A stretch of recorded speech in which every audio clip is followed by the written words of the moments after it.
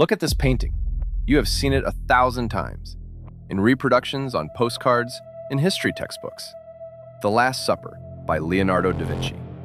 13 figures at a long table. Jesus at the center. Apostles on either side. You looked at this painting, and you saw a great work of art. A religious scene. A historical moment. You did not notice one detail. Look at Judas. He is the third to the left of Jesus. A dark figure recoiling backward. His hand clutches a purse containing 30 pieces of silver. Now look at the table in front of him. In front of Judas, the salt has been spilled. This is not an accident. This is not carelessness on the part of a great artist. Da Vinci worked on this painting for 3 years. Every detail is intentional. Every symbol is deliberate. He placed spilled salt in front of Judas because he knew that every person who looked at this painting would understand without words. This man will commit betrayal. This man will bring misfortune. The salt is spilled, which means everything is already over. But why? Where does this connection come from? Why did spilled salt mean betrayal and misfortune so obviously that Da Vinci could use it as a symbol without a single word of explanation? The answer to that question does not begin with painting. It begins with economics, with the moment in history when salt was worth more than gold. Literally, not metaphorically, more than gold. Today you buy salt for almost nothing. It costs less than almost any other product on a supermarket shelf. You use it without thinking. You spill it, you wipe it up. No great loss. But put yourself in the position of someone who lived 1,000 years ago, or 2,000, or 3. Salt is the only way to preserve food. No refrigerator, no canned goods, no freezing. The only thing that stops decay is salt. Without it, meat, fish, and vegetables will rot within days. With it, they keep for months, for years. Salt is the difference between starving to death in winter and surviving until spring. In the Roman Empire, soldiers received part of their wages in salt.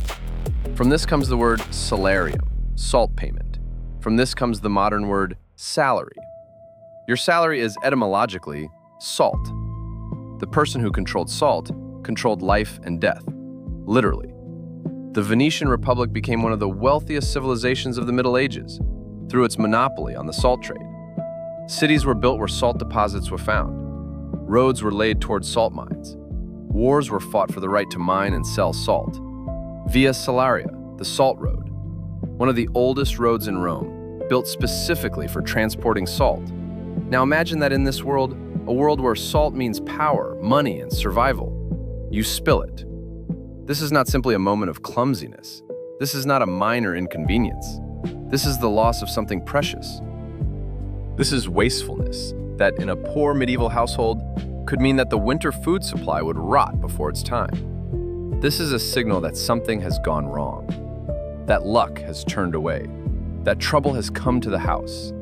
And this is precisely why spilled salt became a sign of misfortune, not from mysticism, from economics. From the real experience of real people who knew, if the salt is spilled, something is very wrong. And then mysticism arrived and gave this feeling an explanation. And the explanation is very specific, very dark. And it begins with one question that people in the Middle Ages asked themselves. Who is responsible for the salt being spilled?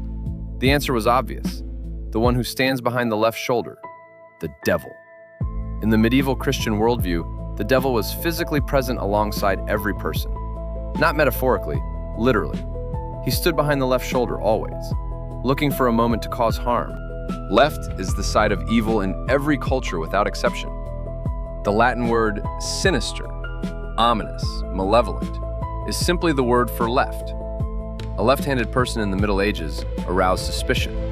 The left side of the altar, the side of sinners, the left hand of the devil. The devil stands behind the left shoulder. He nudged your hand. The salt spilled. He is pleased. And what do?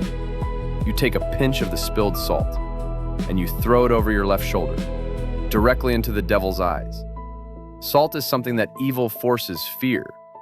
In dozens of traditions, salt is used for protection, sprinkled on doorsteps, added to protective rituals, thrown onto a coffin at a funeral so that evil spirits do not follow the body. The logic is simple. Salt is pure. Salt preserves. Salt stops decay. in the physical and in the spiritual sense.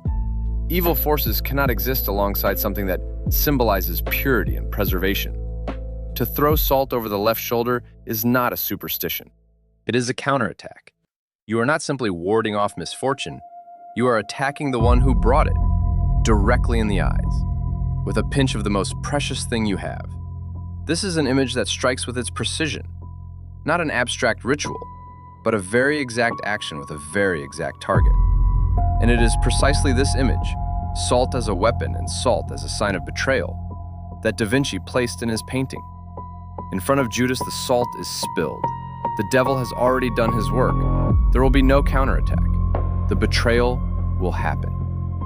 If this has caught your attention, subscribe, because next we go deeper to how salt changed not only superstitions, but the history of humanity itself, to two moments when salt brought down empires and started revolutions, and to how Da Vinci knew all of this when he painted the spilled salt in front of Judas. Judas betrayed Jesus for 30 pieces of silver.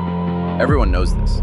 This is the defining betrayal in the history of Western civilization, the symbol of absolute treachery, a name that became synonymous with betrayal for 2,000 years. But Da Vinci did not place 30 pieces of silver in front of Judas. He placed spilled salt. Why? What does salt add to the image of betrayal that money does not? The answer lies in the fact that salt and betrayal are connected far more deeply than a simple superstition.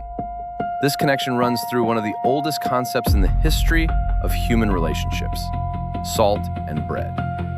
In dozens of cultures, from the Middle East to Eastern Europe to Central Asia, there exists a tradition of welcoming a guest with bread and salt. This is not simply hospitality. It is a vow. It is a contract. When you shared bread and salt with someone, you entered into a relationship of protection and loyalty. You were bound not to harm them. They were bound not to harm you.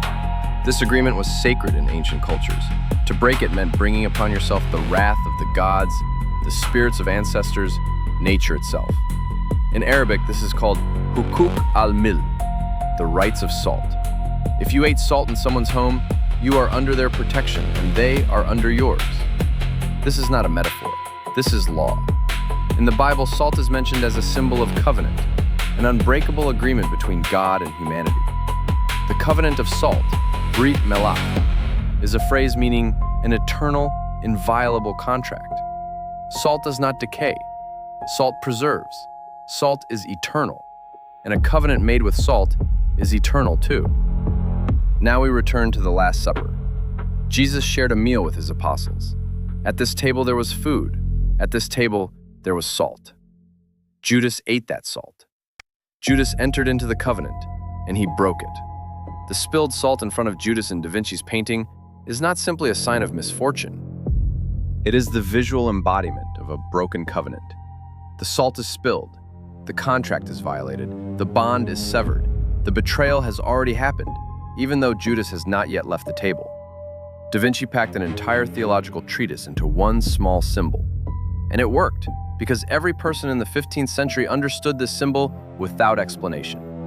Spilled salt, a broken covenant, a traitor. This was a visual culture where symbols spoke louder than words.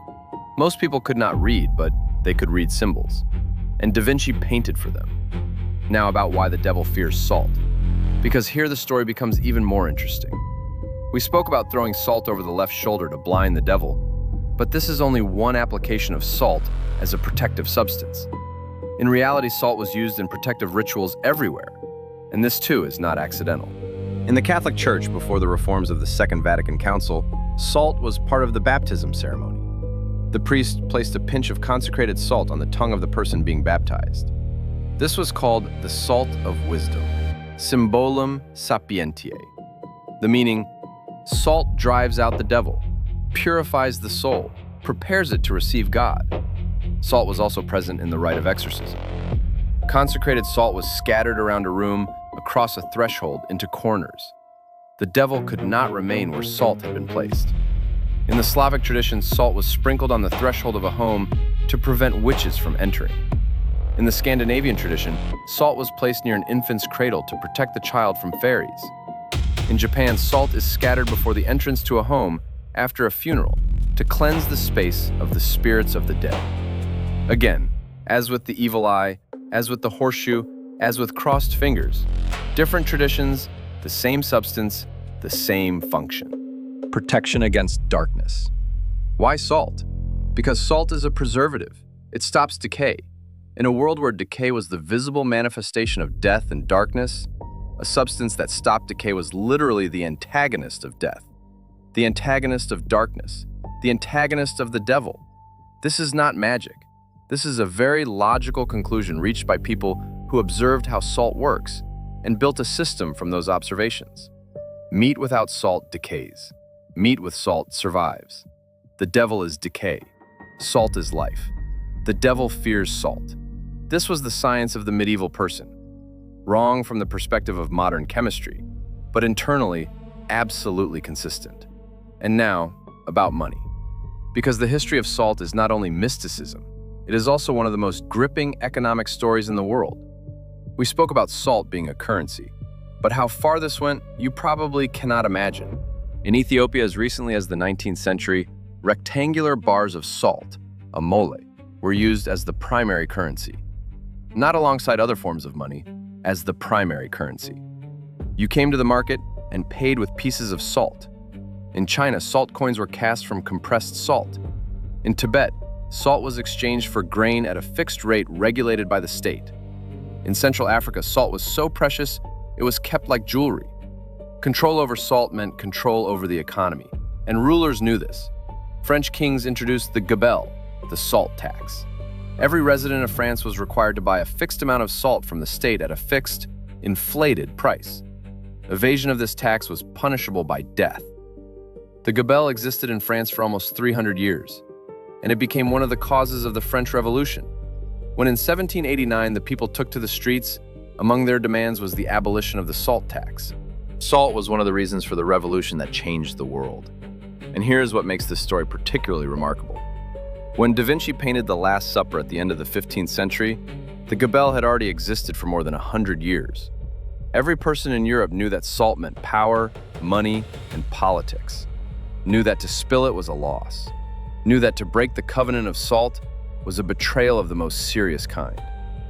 Da Vinci placed spilled salt in front of Judas, and it was understood by everyone, from peasant to duke, from illiterate craftsman to learned monk. One symbol for all.